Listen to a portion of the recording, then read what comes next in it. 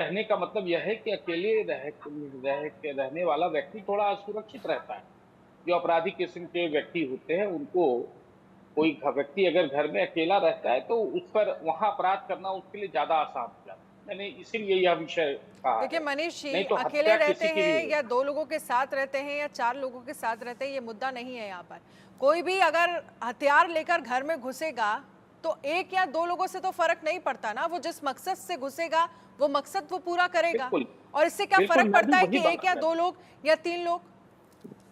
नहीं, नहीं, मैं भी वही बात कह रहा था, जो बात आप कह रही हैं या जो बात शक्ति जी कह रहे हैं, मैं उससे कोई अलग बात मैंने नहीं कहा। शक्ति जी की जो बू थी, वो उसका अलग अर्थ निकाल लिया, इसलिए मैंने ये बातें कही हुँ। कि ऐसा है कि यह घटना बहुत निंदनीय है, दुखद है। ऐसे समय में राजनीति करने की आवश्यकता नहीं है। एसआईटी का गठन कर दिया गया है, जांच जारी है। हत्या के पीछे का क्या कारण है, मुझे लगता है एफएसएल की टीम भी वहां पहुंच गई होगी और पूरी तरीके से जितने भी वैज्ञानिक तरीके मनीष जी, से जांच राजनीति होती है कौन वो कर रहा है इस जांच मामले होगी। पर? वो तो दिख रहा है ना। जिन लोगों देखिए, ये कह रहे हैं महाजंगल राज, शक्ति सिंह जी को भी मैं सुन रहा था।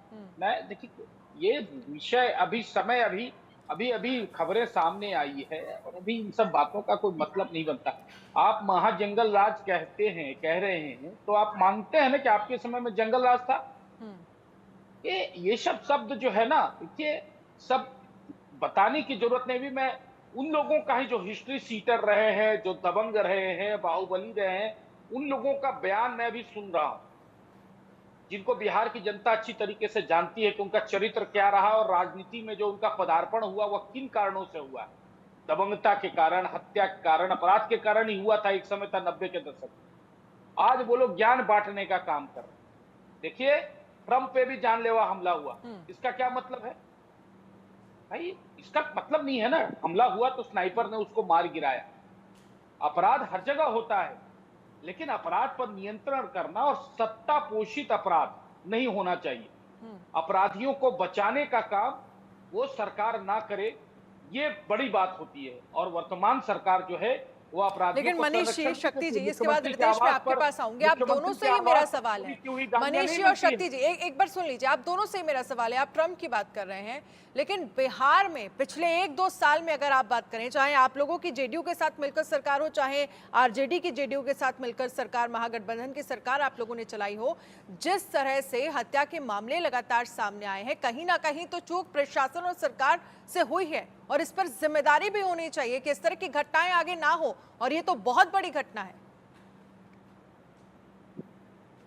नहीं, नहीं, निश्चित रूप से जिम्मेवारी तो सरकार को ही लेनी पड़ेगी। और कैसे सरकार भाग सकती है? सरकार कैसे भाग सकती है? हम पूरी अपनी जिम्मेवारी लेते हैं। लेकिन यह बात भी तय है कि अपराध होता है।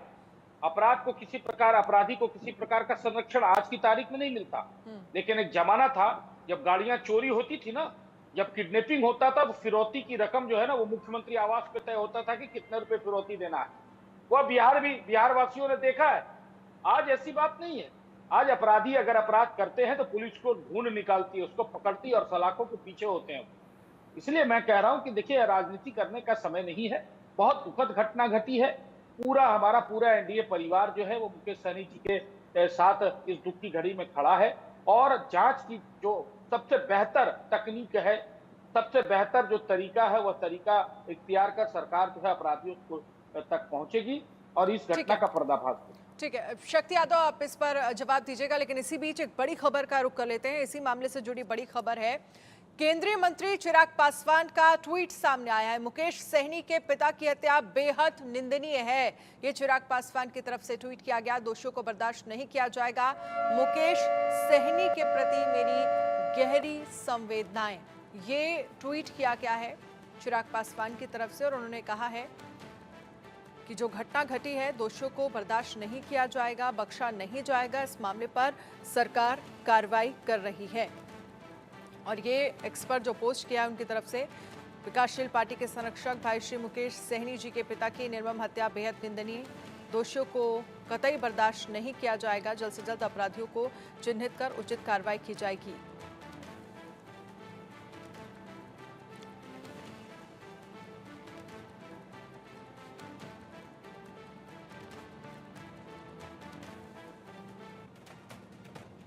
और इसी बीच एक और बड़ी खबर का रुख कर लेते हैं। निर्दलीय सांसद पप्पू यादव का ट्वीट, निर्मम हत्या रावण राज का प्रमाण, नीतीश कुमार पर अब भरोसा नहीं, मुकेश जी के साथ हैं हम। ये पप्पू यादव की तरफ से ट्वीट किया गया है और इस पूरे मामले को लेकर अब जमकर राजनीति हो रही है। मुकेश जी के साथ हम खड़े हैं, ये पप्पू यादव की तरफ से ट्वीट किया गया है। निर्दलीय सांसद पप्पू यादव, निर्मम हत्या रावण राज का प्रमाण है। और वहीं रोहिणी आचार्य ने भी नीतीश कुमार पर निशाना साधा है। बिहार में राक्षस राज, अपराध चरम पर, बिहार में विपक्ष के परिजन निशाने पर, हत्या के पीछे बदले की भावना, ये बहुत बड़ा आरोप जो है वो रोहिणी आचार्य लगा रही हैं। इस पर हमारे साथ बने हुए हैं मनीष जी, आप जवाब दीजिएगा, लेकिन उससे पहले मैं शक्ति यादव जी के पास आना चाहूंगी। शक्ति यादव, वो कह रहे हैं कि इस पूरे मामले को लेकर राजनीति नहीं होनी चाहिए, सरकार इस पूरे मामले को लेकर कार्रवाई कर रही है, एसआईटी का गठन कर दिया गया है, जो भी दोषी हैं बख्शे नहीं जाएंगे। नहीं, बिल्कुल, ये तकिया कलाम जो लाइन है इसको मैं बिल्कुल ही गंभीरता से लेता हूं और हाइपोथेटिकल एलिगेशन लगाने के पहले तथ्यों का अवलोकन होनी चाहिए। मुख्यमंत्री आवास में तो अभी तय हो रहा है, उस समय एक घटना बता दीजिए कि मुख्यमंत्री कोई भी बता दीजिए घटना के क्रम में एक कोई हाइपोथेटिकल एलिगेशन कोई लगा करके परसेप्शन बनाना चाहेगा, उसे कोई स्वीकार करेगा कि मुख्यमंत्री आवास से तो आज तय हो रहा है कि हत्या किसकी होनी चाहिए, मुख्यमंत्री आवास से तो आज तय हो रहा है किसका अपहरण होना चाहिए, ये स्वीकार करिए। सरकार जिसकी भी होती है, कानून के राज को स्थापित करना उसकी पहली प्राथमिकता होती है। और कितने लोगों को कार्रवाई होगी? वह सत्ता संरक्षित अपराध सारे जिनके हिस्ट्री सीटर हैं, सब किसके साथ जुड़े हुए हैं भाई? जिनके ऊपर उन जवानों में गैंगवार का कई तरह के आरोप जिनके हाथ में, वो किनके साथ जुड़े हुए हैं भाई? किसने अमीरदास आयोग को भंग किया था? बड़े बड़े लोगों के नाम आ रहे थे, कौन वो? सरकार आते आते क्यों 5 में भंग की? रपट आ चुकी थी तो। और बता रहे कानून का जब हत्या होती है, सवाल विपक्ष पूछता है कि हत्या निर्मम है, दुखद है और ये हत्या बड़ी बिहार को शर्मसार किया है, तो आप अतीत 90 के पहले के बिहार आपने थे, 90 के पहले के लहूलुहान बिहार था, बिहार को अपराध मुक्त बिहार दिया 2005 में, आंकड़े बता लीजिए। सिर्फ मिथ्या आरोप लगा देने मात्र से, एलिगेशन लगा देना हाइपोथेटिकल। मुख्यमंत्री तो आपके मुख्यमंत्री कैसे हो रहा है? आपके डिप्टी सीएम कैसे हो रहा है? आपके डिप्टी सीएम तो हत्या के मामले में अपने पिता को बचाने के लिए जाकर के नाक रगड़ा था मुख्यमंत्री के सामने और बचाया गया था। क्या बात करते भाई? आज हत्या हुई है मुकेश सहनी के पिता की, इस पे सवाल सामने खड़ा है। ठीक है, एसआईटी गठित हुई है, हमने कभी नहीं कहा कि नहीं होनी चाहिए, इन्वेस्टिगेशन ऑन गोइंग है, इसलिए मैंने कोई अनमैच्योर टिप्पणी भी देना मुनासिब नहीं समझा। लेकिन ये हत्या पूरे बिहार के अंदर में हो रहा है, पूरे इलाके के अंदर में हो रहा है, पौष इलाका में हो रहा है, कोई व्यक्ति सुरक्षित, जदयू भाजपा का नेता जब सुरक्षित नहीं है, छोड़िए हमारी बात, हमारे दल की बात छोड़िए, जदयू भाजपा का नेता गोलियों के निशाने पर आ रहे हैं, अपराधियों के गोली के निशाने पर आ रहे हैं, इस पर राजनीति करनी चाहिए। ठीक है मनीष, आप इस पर जवाब दीजिएगा। बहुत बड़ी बात कह रहे हैं शक्ति यादव जी कि अगर नेता सुरक्षित नहीं है तो फिर आम आदमी का तो आप छोड़ ही दीजिए। रितेश मिश्रा हमारे संवाददाता लगातार हमारे साथ बने हुए हैं। रितेश, शुरुआती जांच में क्या सामने निकल कर आया है? हत्या की क्या वजह बताई जा रही है? पुलिस का क्या कहना है इस मामले पर? देखिए, पुलिस पूरे मामले को इन्वेस्टिगेट कर रही है और कहा जा रहा है कि तकरीबन 4 से 5 की संख्या में जो है वो अपराधी यहाँ पहुंचे और उन्होंने धारदार हथियार से मुकेश सहनी के पिताजी की हत्या कर दी है। काफी नृशंस तरीके से ये हत्या की गई है और पुलिस की टीम, कई सारी टीम जो है वो घटनास्थल पर कैंप कर रही है। वरीय पुलिस अधिकारी वहां पर मौजूद है, एसआईटी की टीम गठित कर दी गई है। लेकिन सवाल ये उठता है कि आखिर इस तरह की नौबत क्यों आ रही है? और देखिए कि हाई प्रोफाइल जब व्यक्ति के पिता की हत्या हो जाएगी तो जाहिर सी बात है कि सुशासन पर सवाल उठेंगे और इसे अब राजनीतिक आरोप प्रत्यारोप में नहीं तोला जाना चाहिए। और सुशासन और जंगल राज के बीच जब अपराध का वर्गीकरण होगा और उसे डिस्क्राइब किया जाएगा तो इस तरह से घटनाएं होंगी। और सिर्फ ये एक घटना नहीं है जिस पर सवाल उठने लगे हैं। आप देखिए कि दानापुर में 2 दिन पहले जीजा और साले की गोली मारकर हत्या कर दी जाती है। कल पटना में 2 बच्चों की लाश मिलती है गड्ढे से और उनकी भी बड़ी ही नृशंस तरीके से हत्या की बात निकल कर आती है। भागलपुर में एक दूल्हे के चाचा को गोली मार दी जाती है, उसकी मौत हो जाती है। इस तरह की घटनाएं लगातार बिहार के कोने कोने से आ रही हैं और वो तब जब बिहार के गांव गांव में डायल 112 की टीम जो है वो अब कार्यरत है। न बिहार पुलिस के पास संसाधनों की कमी है, ना उसके पास फोर्स की कमी है।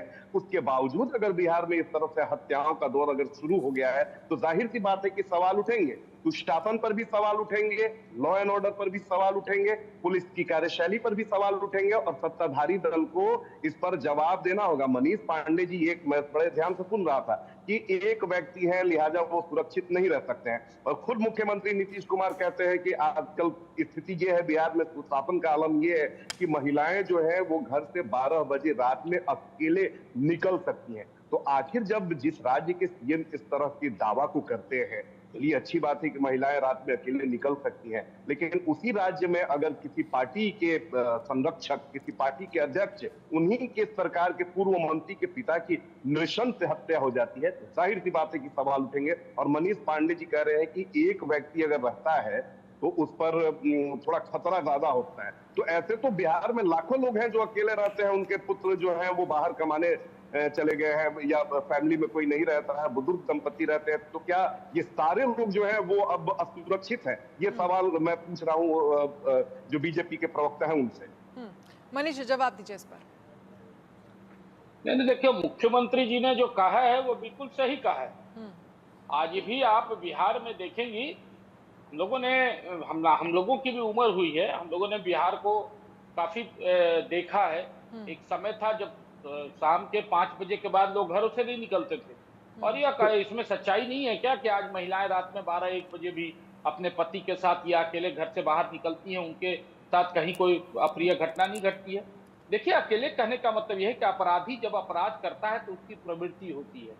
अगर एक सामूहिक घर में जहाँ 6-7 लोग रहते हो वहां पर उसके लिए अपराध करना और अकेले कोई व्यक्ति रहता हो वहां पे अपराध करना थोड़ा सुलभ होता है। मैंने इसलिए इस बात की चर्चा की, मैंने इसलिए नहीं की कि अकेले रहने वालों के घरों में अपराध होना चाहिए या उसके यहाँ अपराध हो गया, ऐसी बातें, मेरा ये उद्देश्य नहीं था जिसको डिबेट में पकड़ने की। कोई मेरा कहने का मतलब है कि अपराधियों की जो प्रवृत्ति होती है वो उस जगह को ज्यादा कवर करने की कोशिश करता है जहां उसको अपराध करने में ज्यादा सहूलियत। मनीष जी, आपको लग रहा है आप जो एग्जाम्पल दे रहे हैं वो यहाँ सेट हो रहा है कि अगर एक व्यक्ति को लेकर अपराध करने की प्लानिंग की जाए तो वो ज्यादा इजीली सक्सेसफुल हो सकता है? 2-3 लोग अगर साथ में रहेंगे तो थोड़ा। देखिए, ये कोई नई बात नहीं है, हम लोगों ने दूसरे राज्यों में भी देखा है। बुजुर्ग दंपत्ति जहाँ रहते हैं, जहाँ पर कोई नहीं रहता, बाल बच्चे बाहर रहते हैं, ऐसी कई घटनाएं घटी है। कोई पहली घटना यहाँ की नहीं है, लेकिन दुखद है घटना। देखिए, अपराध एक के साथ हो या पूरे परिवार के साथ हो, हम लोग बेकार बहस में उलझे हैं। यह बहुत दुखद घटना घटी है, सरकार को इसकी जिम्मेवारी लेनी पड़ेगी। सरकार भाग नहीं सकती, चाहे वो मुकेश सहनी के पिता की हत्या हो। लेकिन फिर आप लोगों के दावे तो खोखले हो रहे हैं ना। एक तरफ आप कह रहे हैं कि महिलाएं 12 बजे तक निकलें तो वो सुरक्षित हैं, निकल रही हैं, और दूसरी तरफ अगर इस तरह की घटना हो रही है तो जाहिर सी बात है फिर ये तो डबल स्टैंडर्ड हो गया ना। एक तरफ महिलाओं का जिक्र करें कि भाई जब यहाँ मुकेश सहनी के पिता की ऐसे निर्मम हत्या की जाती है, धारदार हथियारों से शत विक्षत उनकी डेड बॉडी घर में पड़ी मिलती है और बड़ा मामला है, बहुत बड़ा मामला है, और दूसरी तरफ वो दावे आप लोगों के जो महिलाओं को लेकर किए जा रहे हैं वो दावे खोखले साबित हो रहे हैं सत्या के बाद, इस पूरे मामले के बाद। बहुत बहुत शुक्रिया आप सभी का हमारे साथ इस चर्चा में शामिल होने के लिए। आपको बता दें कि इस पूरे मामले को लेकर एसआईटी का गठन कर दिया गया है और पुलिस जांच कर रही है और फिलहाल अभी पुलिस की तरफ से ये कहा गया है